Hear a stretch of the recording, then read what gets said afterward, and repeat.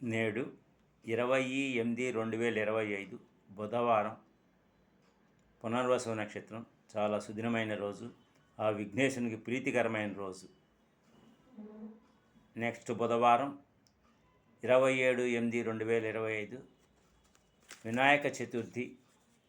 ఆ విఘ్నేశ్వరుని పూజించినట్లయితే సకల శుభాలు జరుగుతాయన్న విషయం అందరికీ, హైందవులందరికీ తెలిసిన విషయమే. ఆ విఘ్నేశ్వరుని ఏ రూపంలో దర్శనమిస్తాడు, ఏ రూపంలో పూజించాలి, ఏ బీజమంత్రాక్షరంతో పూజించినట్టయితే ఆయన సకల శుభాలు కలుగజేస్తాడు అనేది మీకోసం. రచన మీ మైలవరపు గురుశర్మ. మీకు తోచిన విధంగా మీ గళంతో, మీ లిరిక్స్తో చక్కగా ఆలపించండి.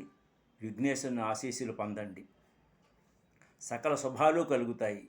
ఎందుకంటే ప్రతి పూజకు కానీ, ప్రతి నోముకు కానీ ఏం చేసినా ముందుగా విఘ్నేశ్వరుని పూజిస్తామన్న విషయం హైందవులందరికీ తెలిసిందే.